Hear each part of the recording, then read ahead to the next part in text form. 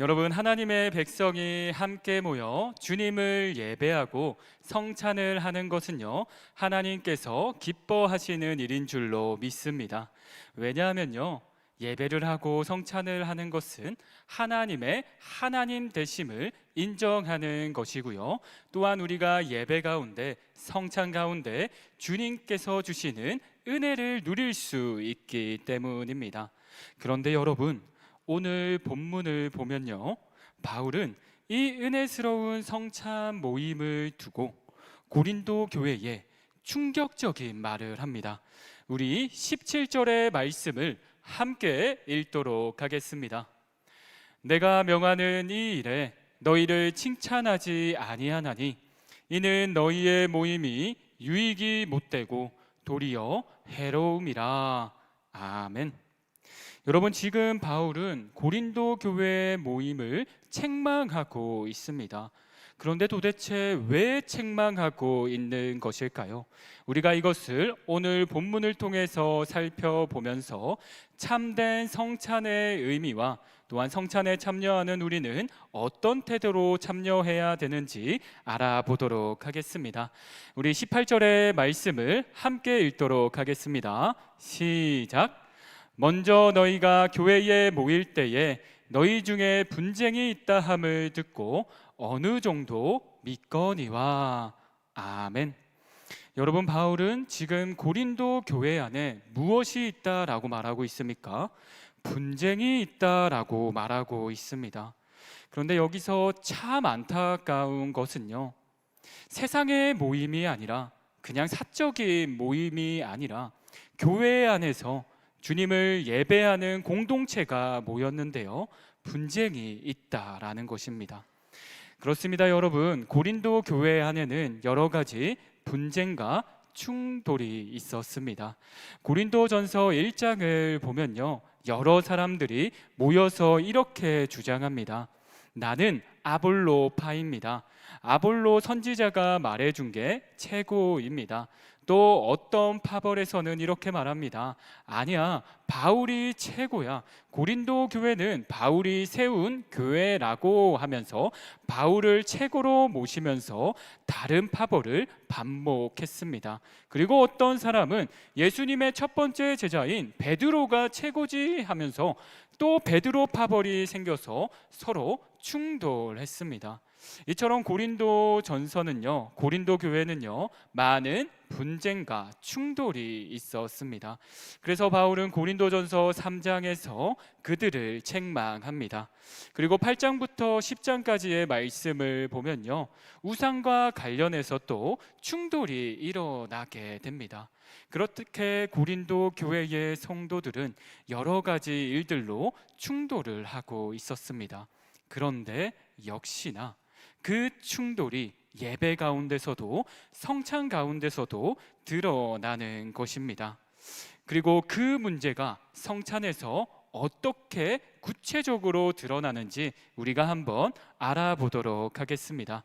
우리가 이것을 알기 위해서는요, 초대교회 성찬에 대한 이해가 필요합니다. 여러분, 우리는 성찬을 하게 되면 어디에서 모여서 주님의 빵과 잔을 나누나요? 바로 예배당에 모여서 빵과 잔을 나눕니다. 그리고 많은 100여 명의 청년들이 또 성도들이 지금 이 예배의 자리에서 빵과 잔을 나누는데요, 근데 이때 초대교회 당시에 이렇게 큰 예배당이 있었을까요? 없었을까요? 없었습니다. 큰 가정에 모여서 예배를 드렸습니다. 그렇게 예배를 드리고 나서요, 성찬을 진행하는데요, 바로 성찬을 진행하지 않았습니다. 그들은 자신들이 집에서 들고 온 음식을 가지고 함께 사랑의 식사인 공동 식사를 행했습니다. 그리고 나서 주님의 빵과 잔을 나누었습니다. 그렇다 보니까 초대교회 성도들에게 성찬이라고 하면요, 우리가 지금 나누는 빵과 잔만 말하는 것이 아니라 빵과 잔을 나누기 이전에, 주님의 몸과 피를 나누기 이전에 함께 식사하는 이 공동 식사도 성찬이라고 생각했습니다. 그래서 이제 바울이 이 공동 식사와 함께 성찬을 말하고 있는데요. 우리 20절과 21절의 말씀을 여러분들이 읽도록 하겠습니다. 시작. 그런즉 너희가 함께 모여서 주의 만찬을 먹을 수 없으니 이는 먹을 때에 각각 자기의 만찬을 먼저 갖다 먹음으로 어떤 사람은 시장하고 어떤 사람은 취함이라. 여러분, 성찬은 어떤 자리입니까? 주님의 희생을 기억하며 주님의 은혜에 감사하며 주님께 감사의 고백을 올려드리는 자리입니다. 그런데 그 성찬이요, 주의 만찬이 아니라 자기들의 만찬이라고 바울은 책망하고 있습니다. 왜 그럴까요? 여러분, 교회 안에는 다양한 사람들이 모여서 함께 예배를 드립니다. 그리고 초대 교회 안에도 다양한 사람들이 있었습니다. 크게 나누자면요, 부유한 사람들과 빈궁한 사람들이 있었습니다. 왜냐하면요, 그때는 노예 제도가 있었습니다. 참고로 주인들은 우리 노예보다 당연히 부유했고요, 시간적 여유도 많았습니다. 그런데 반면에 노예는요, 하나님께 예배 드리러 오기 위해서는 누구의 허락이 있어야 할까요? 주인의 허락이 있어야 했습니다. 그리고 노동을 해야 했기에 예배를 제 시간에 참석하지 못하고 공동 식사도 제 시간에 참석 못하는 경우가 참으로 많았습니다. 이뿐 아니라 빈궁한 자들은요, 자신들이 음식을 해올 여유가 있었을까요? 없었을까요? 대부분이 없었습니다. 여기서 문제가 발생합니다. 부유한 자들은 빠르게 모여서 함께 예배드리고 공동 식사를 진행했습니다. 누구 없이요? 빈궁한 자들 없이 자기들이 가져온 음식을 가지고 자기들끼리 함께 성찬을 진행한 것입니다.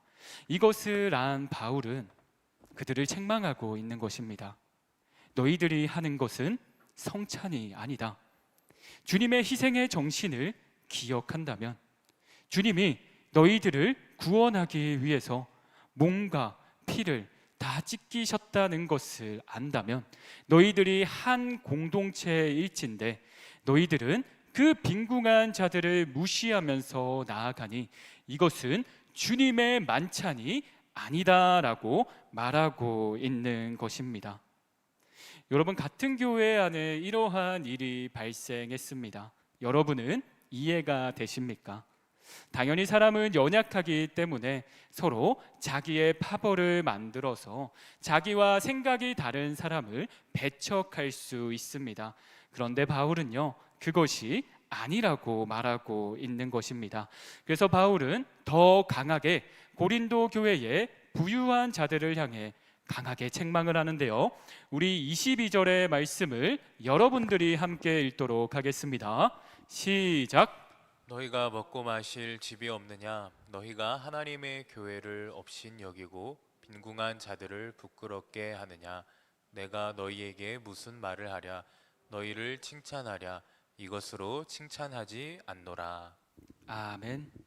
여러분, 바울이 문제 삼는 것은요, 부유한 자들을 직접적으로 책망하는 것이 아니라 어떻게 책망하고 있냐요? 너희는 하나님의 교회를 업신여긴 것이다 라고 책망하고 있습니다. 여러분, 여기서 말하는 하나님의 교회는요, 오늘날 우리가 있는 이 장소적인 것을 말하지 않습니다. 초대교회 안에서는요, 하나님의 교회라고 하면 일반적으로 함께 모여서 예배드리는 공동체를 말했습니다. 왜냐하면 하나님, 바로 예수 그리스도를 머리 삼아 각자가 지체가 되어서 이루어진 바로 그 공동체가 교회이기 때문입니다. 그렇습니다. 바울은 말하고 있는 것입니다. 너희는 하나님을 예배하기 위해서, 하나님의 성찬을 나누기 위해서 교회로 모인 것인데 너희들이 교회를 업신여겼다. 이것은 주 예수 그리스도의 정신을 업신여겼다라고 책망하고 있는 것입니다. 여러분, 여기서 오늘 우리의 성찬을 생각해 보아야 합니다. 물론 공동 식사의 형식은 현재는 문화적인 이유로 자유롭게 진행되지만요, 주님의 식탁을 자기 중심적인 자리로 만드는 마음, 그 마음은 오늘도 우리 안에 있습니다. 나와 친한 사람과 그렇지 않은 사람을 우리는 나누고 있지는 않을까요? 또 나에게 편한 사람과 불편한 사람을 나누고, 내가 챙겨주고 싶은 사람과 그렇지 않은 사람을 나누고요, 늘 같이 하고 싶은 사람과 그렇지 않은 사람을 나눕니다. 성찬은 바로 이 지점에서 우리에게 묻고 있는 것입니다. 나는 주님의 식탁 앞에 앉아 있으면서도 누군가를 마음속으로 식탁 밖에 두고 있지는 않냐고요. 여러분, 이것은 성찬의 정신이 아닙니다. 그래서 이어서 바울은 성찬의 진정한 의미에 대해서 말하는데요, 우리 23절의 말씀을 함께 읽도록 하겠습니다. 함께 읽겠습니다. 내가 너희에게 전한 것은 주께 받은 것이니 곧 주 예수께서 잡히시던 밤에 떡을 가지사. 아멘. 여러분, 여기서 바울은 자신이 전한 성찬이 자신이 만든 것이 아니라 주께 받은 것이라고 말하고 있습니다. 그런데 주께 받았는데요, 이 성찬이 시작된 배경이 어떻습니까? 바로 주님께서 잡히시던 밤입니다. 여러분, 이 표현이 참 중요합니다. 성찬은 평안하고 아늑한 밤이 아니라, 모든 일이 잘 풀리는 축제의 밤이 아니라, 가룟 유다가 예수님을 팔아 넘기던 배신의 밤이었고요, 베드로가요 예수님을 3번 부인하던 밤이었습니다. 제자들은 두려워 각지로 흩어지는 밤이었습니다. 그리고 주님은 십자가의 고난을 앞두고 있는 밤이었습니다. 주님은 바로 그 배신과 절망의 밤에서 제자들과 최후의 만찬 성찬을 나누셨습니다. 이러한 배경 아래서 우리 24절의 말씀을 함께 읽도록 하겠습니다. 함께 읽겠습니다. 축사하시고 떼어 이르시되 이것은 너희를 위하는 내 몸이니 이것을 행하여 나를 기념하라 하시고. 아멘. 여러분, 성찬의 참된 의미 첫 번째는요, 성찬은 주님이 나를 붙드시는 은혜의 자리라는 것입니다. 여러분, 예수님은 빵을 떼시며 이것은 너희를 위하는 내 몸이다 라고 말씀하셨습니다. 성찬은 우리가 하나님께 무엇을 드리는 자리이기 이전에 주님께서 먼저 우리를 위해 자신의 자리를 내어주신 것입니다. 우리가 배신할 것을 알면서도 말이죠. 생각해보면 예수님께서는 이 말씀을 하신 밤 제자들이 다 배신하고요, 십자가로 나아가야 했습니다. 그런데 주님은 말씀하고 있습니다. 이 떡은 너희를 위하는 내 몸이다. 너희가 배신할 거 알지만, 너희가 나 모른 척 할 거 알지만, 나는 너희를 묵묵히 기다리고 너희를 품어주겠다라고 말씀하신 은혜의 자리가 바로 성찬의 자리입니다. 여러분, 우리가 이것을 기억한다면 은혜 받은 자로서의 정체성을 가지고 나아가야 하는 줄로 믿습니다. 우리 이어서 성찬의 참된 의미 두 번째를 살펴보도록 하겠습니다. 25절의 말씀을 함께 읽도록 하겠습니다. 함께 읽겠습니다. 식후에 또한 그와 같이 잔을 가지시고 이르시되 이 잔은 내 피로 세운 새 언약이니 이것을 행하여 마실 때마다 나를 기념하라 하셨으니. 아멘. 예수님께서는 말씀하고 있습니다. 이 잔은 내 피로 세운 새 언약이다라고요. 여러분, 언약이 무엇입니까? 단순한 약속이 아닙니다. 하나님과의 언약은요, 우리를 자기 백성으로 삼으신 은혜의 관계를 입증하는 자리입니다. 그런데 중요한 것은요, 이 새 언약이 나 한 사람만을 위한 것이 아니라 예수님의 피는 모든 사람들을 향해 있다라는 것입니다. 하나님의 새 백성을 부르는 피라는 것입니다. 그래서 교회는 단순한 사람들의 모임이 아닙니다. 교회는 예수님의 피로 용서받고 예수님의 피로 가까워지고 예수님의 피로 한 몸 된 새 언약의 공동체가 바로 교회의 공동체라는 것입니다. 그렇기에 성찬을 받으면서 형제 자매를 외면할 수 있겠습니까? 우리가 함께 예배드리는 그 형제 자매를 미워할 수 있겠습니까? 바울은 이것을 말하고 있는 것입니다.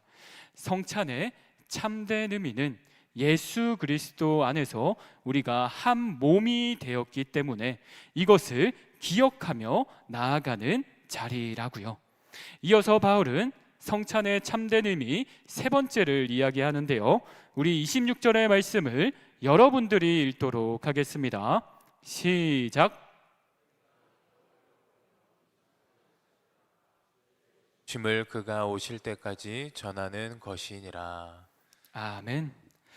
여기서 바울은요, 성찬의 참된 의미 세 번째로요, 주의 죽으심을 전하는 것이라고 말하고 있습니다. 여러분, 고린도 교회는 성찬을 행하고 있었지만 성찬이 전해야 하는 주님의 죽으심을 삶으로 부정하고 있었습니다.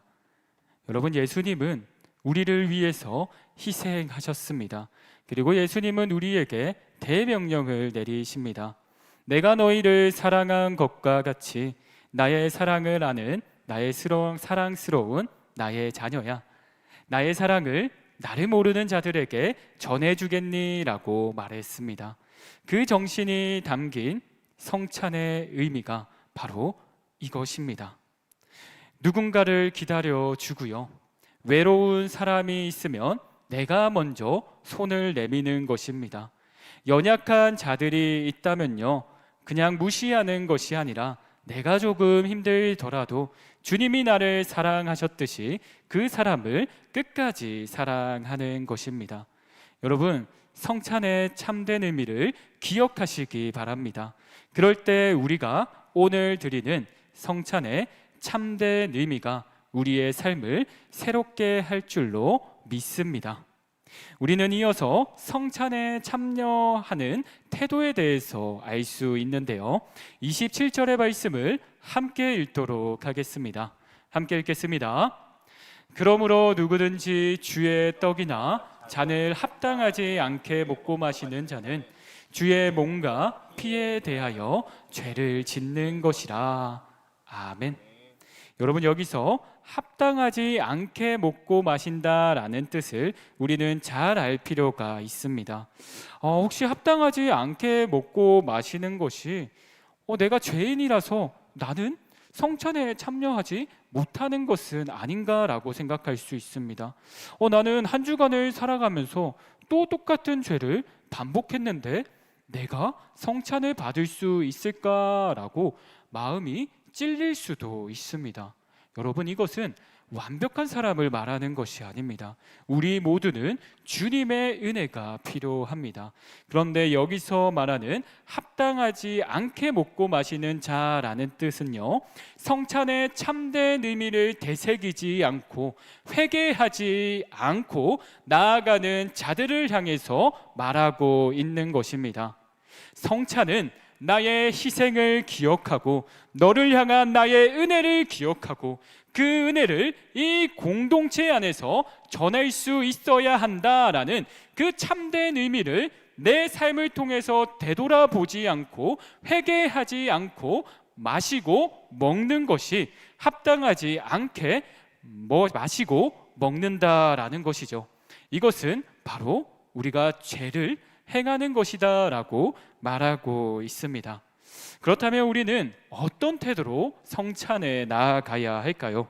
우리 28절의 말씀을 여러분들이 함께 읽도록 하겠습니다. 함께 읽겠습니다.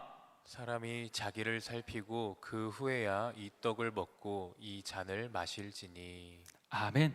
여러분, 이게 너무나도 중요합니다. 성찬을 할 때는요, 우리가 남을 판단하는 게 아니라 먼저 나 자신을 주님 앞에 세워야 합니다.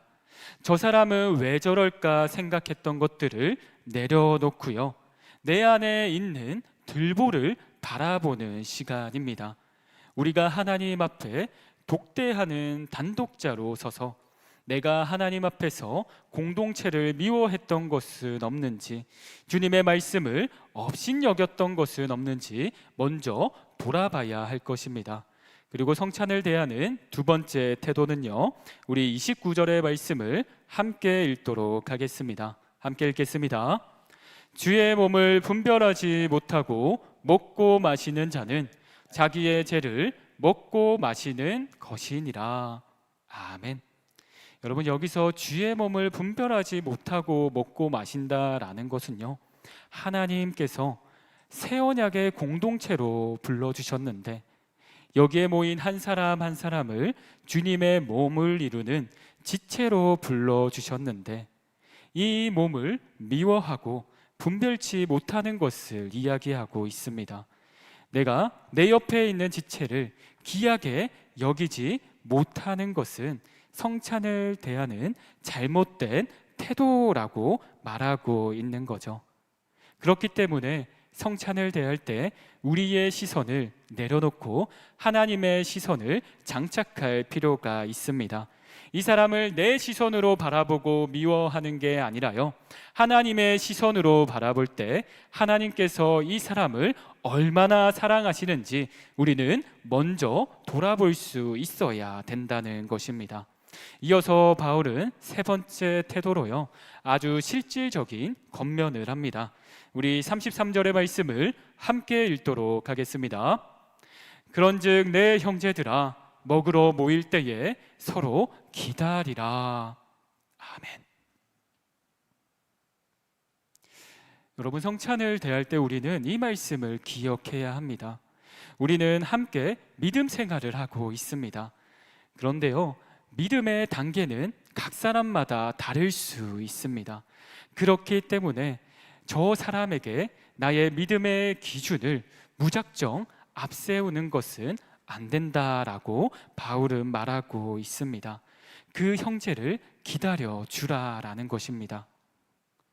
여기에 순장이 있습니까? 순장들이 순원을 볼 때 때로는 미안한 마음도 들지만 때로는 답답한 마음도 들 거예요. 그럴 때 여러분 기억하시기 바랍니다.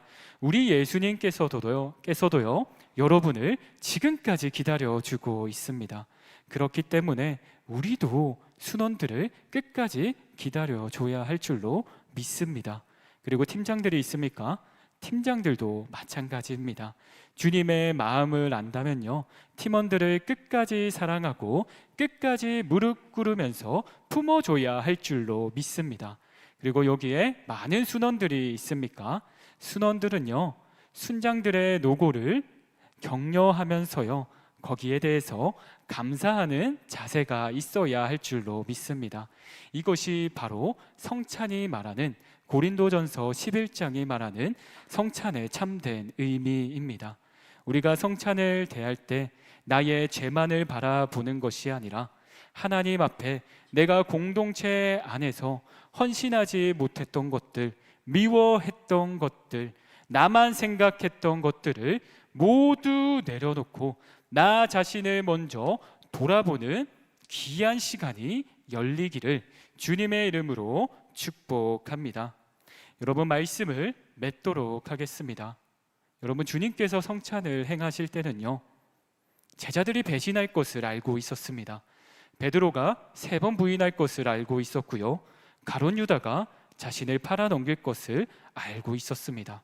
그런데요, 예수님은 그들을 배척하지 않고요, 가룟 유다야, 너 나가라 라고 말하지 않았습니다. 가룟 유다에게도 성찬을 행하셨습니다. 예수님은 기다리십니다. 제자들이 다시금 주님 앞에 서는 것을 기다리고 계십니다. 그리고 주님은 그들을 위해서도 희생하셨습니다. 우리가 이 정신을 안다면 우리도 예수님의 희생을 본받아 남을 나보다 낮게 여기는 귀한 자세가 있어야 할 줄로 믿습니다. 성찬을 대할 때 나를 먼저 살피고 주님의 몸을 분별하고 함께 은혜 받는 형제 자매를 기다리는 공동체가 되기를 간절히 소망하며 제가 기도하고 오늘 설교를 마치도록 하겠습니다. 기도하시겠습니다. 사랑이 많으신 아버지 하나님, 오늘 말씀을 통하여서 성찬의 참된 의미를 돌아보게 하시니 참으로 감사드립니다. 하나님, 우리는 예수님께 은혜 받은 자입니다. 그런데 하나님, 우리는 그 은혜를 잊고 나만을 생각하고 있지는 않은지요. 하나님께서 한 몸, 한 공동체로 불러주신 이 청년부 안에서 내가 다른 사람을 미워하고 손가락질하고 있지는 않은지요.